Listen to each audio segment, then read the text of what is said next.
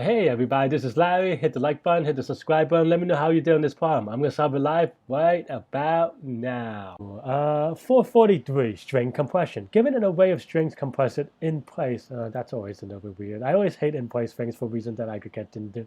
The length after compression must always be smaller than or equal to the original array. Every element of the array should be a character, not int, of length 1. After you're done modifying the input array in place, return the new length of the array. Could you solve it using only one extra space? I thought that's what the in place would do. Okay, let's see. You're given some A's, and this is A, B, and C. Okay. Does it have to be consecutive?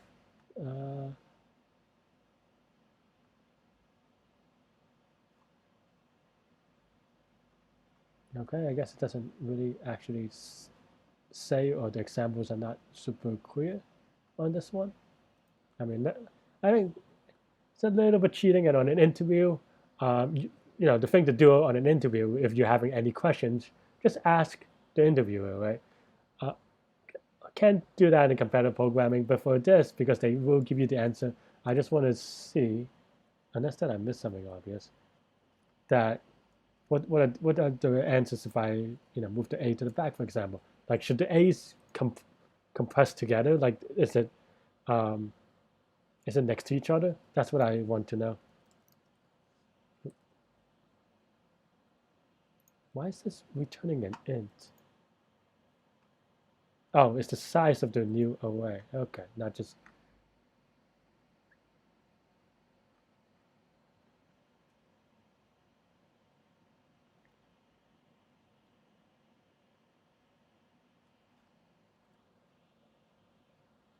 Oh, I guess I don't tweak it. Okay, let's just look at the expected. Okay. The input output is a little bit weird for this problem. That's why I'm having a little bit slow reading it. But okay, so it seems like it is only next to each other. So, okay. So this is essentially a one length encoding, which is a very common thing. And there are a couple of ways to think about it, but the idea in general is just use a two-pointer algorithm. Sorry, not a two-point algorithm, but just kind of keep track of consecutive elements. And then all of one extra space is a little bit weird. And even the in-place stuff is kind of weird, to be honest, because I don't know why you need to, because that just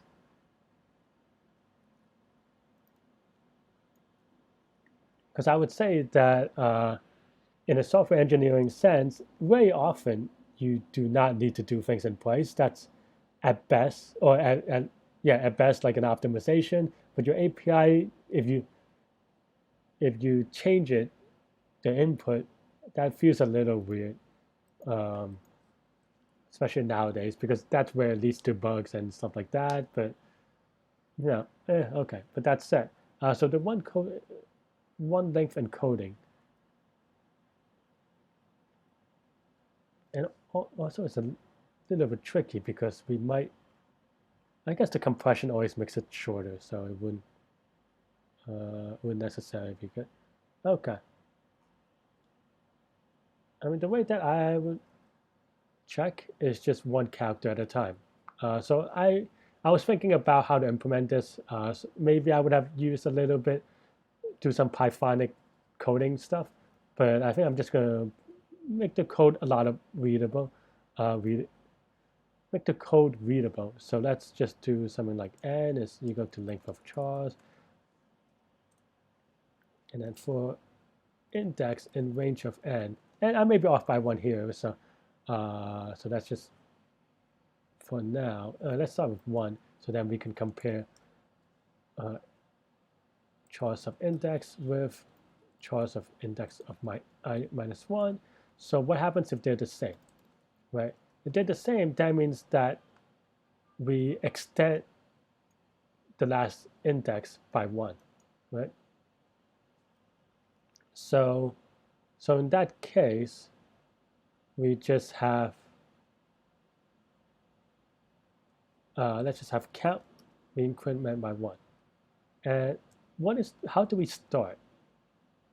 well, we start with processing the first character, because in that case, the index -1 is, well, our bounds. So let's just start at 1, and then we put the last character used is equal to choice of index, oh, sorry, the first characters of that, and then, yeah. And then else, meaning if they're not equal, that means that a string has ended so choice of index is a new character. So that means that, okay, now we have to, so there are a couple of things I want to put to, I don't want to skip ahead a little bit, so I'm going to put it not in place just to visualize it, and then we'll do it in place. And the reason why I do it this way is just for visualization, because I think otherwise I'm doing like two things at the same time, and it's maybe a little bit harder to follow. But let's just have an answer array. And then here, that means that, okay, that choice of index is starting a new string or a new one length compression thing, right?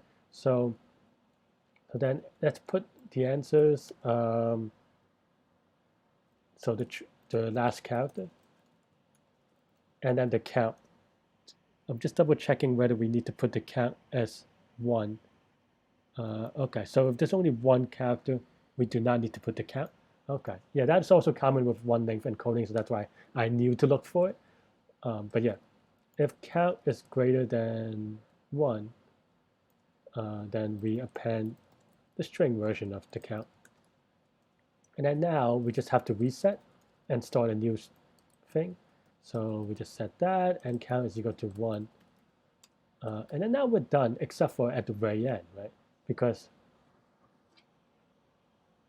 we don't, because you can think about the last string as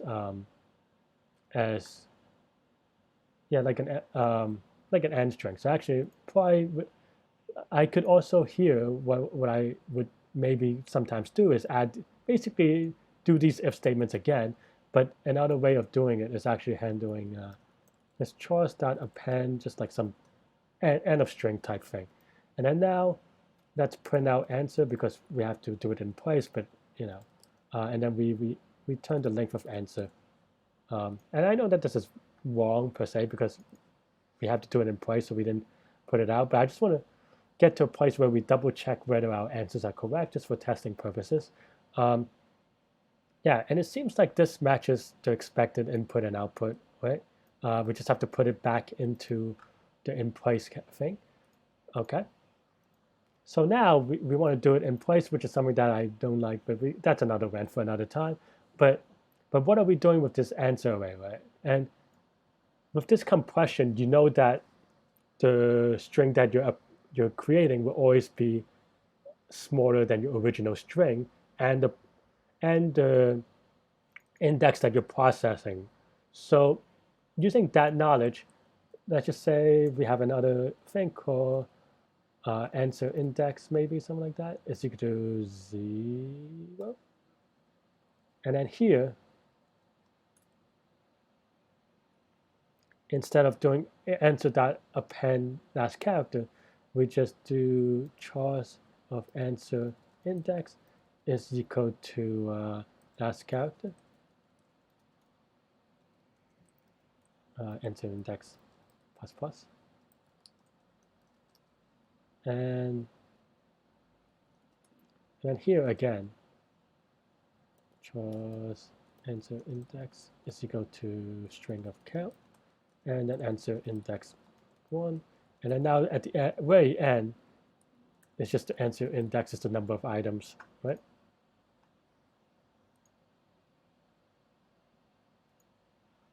Cool. Yeah, let's now test some cases with empty string. Uh, someone said, oh, is it all lowercase? No, ASCII value, though I think it is worth testing. It is worth testing mixing casing. I think that's like A, something like that. That's one dumb.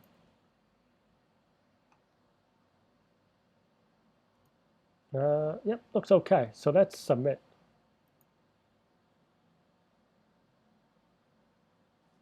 Oh no. Oh. Oh, okay. Well, that's crappy. uh, every element of each character should be counted, not int of length 1. Okay. I mean, I guess I didn't read the problem precisely. I wish that there was a test case for that. Um, wait, there is. Did I not copy the test? Oh, that's okay. I retract that statement. For some reason, I think I was used to all the example cases being in there. But apparently that isn't one of the examples. So I have no one to blame but myself. I accept responsibility for this one. But that is because if I ran the code, it would be, I would have easily shown that this is obvious. So I don't know, I just have a blind spot and didn't put in the test case this time, but that's fine. So in this case, and this is still a compression, but because for this to be double digits, it'll be 10 anyway, right? 10 or more. So you're already compressing a lot of things. So you don't have to worry about it overflowing your current runtime thingy for that reason. So let's just say string version of the count or count string as you go to string of count for each digit in count string. We do this thing.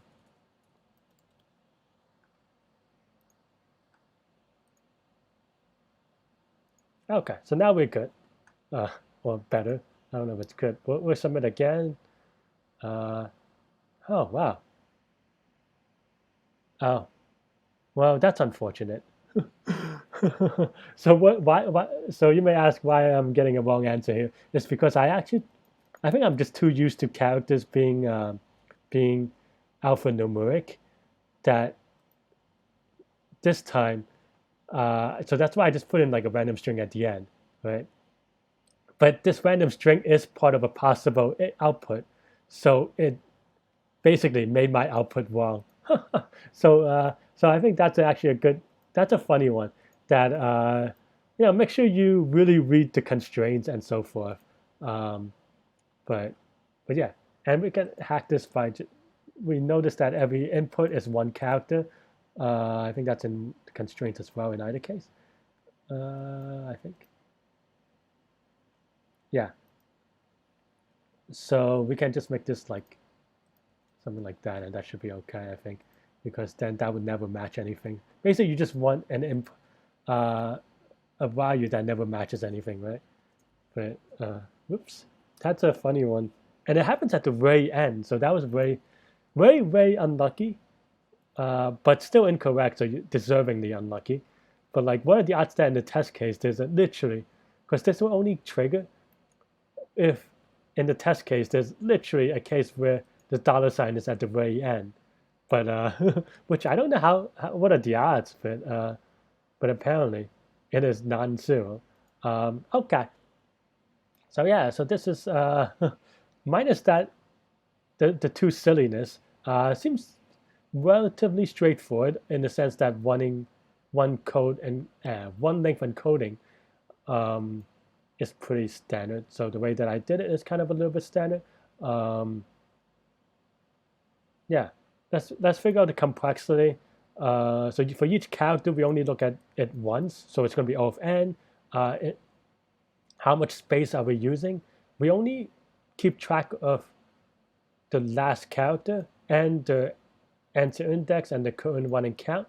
So this is O of 1 extra space. There is stuff about in place and space complexity that is worth its own video, so I don't want to get into that. I am not a fan of this way of counting space because conceptually you would return a separate answer array or something like that, and that's obviously O of n space because you can't do better than that. Or of k space for some k which is output sensitive, but yeah,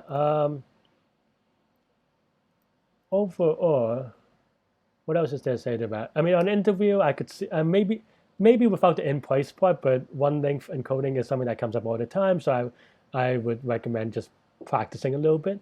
On a competitive programming, I think to be honest, this is one of those things that one is you should practice it on because it is very foundational for this problem and just like keeping track and making sure the states are in a good place and maybe even coming up with standard values.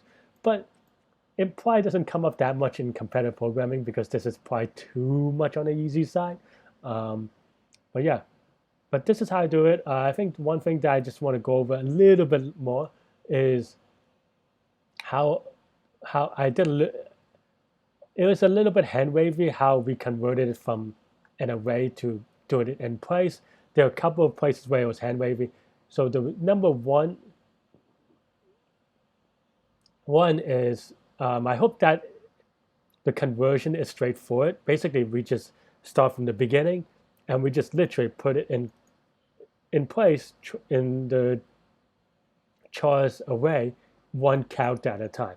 So I think if you had the code that we had earlier, then you should be able to see that this should be obvious in the conversion because we're just going one to one. So the question that you might have is, well, what if you overwrite something that you need to process later, right? And I think that's the part that maybe it's a little bit tricky to prove. And I think in my head I knew that to be right, but I didn't show that correct. But I'm going to do that now, right? Like, so let's say you have some input. So there are only a couple of cases, right? One is if the character has only one of them, like let's say this, then this A is by itself. So in this case, and this is why we test one of the example, is that if there's only one character, we don't have to write the number, which makes sense, depending on the well, that's just the constraint of the problem, right? So in that case, well, at most, you will have, this match. If you want to consider them two pointer, one pointer being the index here, which is the index or a pointer that points to what you're processing, and then another pointer, which is the answer index, which points here. Well, in this case, after you process this, so then you move the pointer forward, then you overwrite this here, then you move the pointer forward. So in the case where so in the case that all the numbers or all the inputs are unique and by itself, you're going to move them one at a time in a step lock kind of way. So that so you will never, so the second pointer will never overtake the first pointer, right? Now on the second case, well, what are the possible cases, right? Other than one? Well, the answer for something like this is equal to over 2. What does 3 look like? So from this, you can also like dot this a little bit. But from this, you can see that, if we have given 2 A's or 2 of the same letter or input, this will also give a 2-size answer. So it's the same logic as before with the ones. You just move to, it's a little bit delayed. You process the one at a time, and then after 2 characters, you're like, okay, this is different, or this ends the current one, and then you push out the output with 2 characters or 2 output at the same time, right? So in that case, the output will never pass the input. And then now the other cases are more easier to see in that, well, if you have 3 or more, then the output is even slower than the input, right? So then you can never overpass it. And that's kind of a pseudo proof by exhaustion. And the only other thing was that we talked about and had a little bit of a bug, a WA about, is that we were doing like if this is equal to 10 or more, I'm just going to write dot, and this is equal to 10, right? Well, in this case, by definition, you have 10 of these here, and it converts into 2 spaces, right? So that's still slower than your input will always be faster than your output. So that allows me to be very confident. So I was thinking about this during solving, was that this gives me a lot of confidence to be able to do this without worrying about like additional checks and stuff like this. Yeah, and one thing to kind of go over is, so another question is, why do I have this set no in the beginning, right? And the reason why I have this set no in the beginning is, okay, let's say we don't have this. What happens? What happens is that if the last character of the array, let's say we have just CCC, right? Let's say we're here, so let's say index is pointing here, so index -1 is pointing here at the one next to it. And then it just, all it does is increment count is equal to plus or equals to 1, right? But it doesn't output it to the array. So what normally, I mean, not normally, but another way you can handle it is, okay, now at the very end, we check to see if count is greater than 0. That means if count is greater than 0, that means we ended on a run. And then we do some processing this way, which is basically copy and paste of this loop. So you can do something like that, right? But if you look at the way that this code is that, well, there is copy and pasting, right? And copy and pasting is not great. It's not dry. It's not, pretty. And also, you recall, we did have a bug where we had to change this at the very end, right? So like if you look at the first version of it, I would have to change these code to this, and then I have to go down here to change this code to that as well, to this as well. Like, so it's not very dry. It's not very great. It's kind of ugly, right?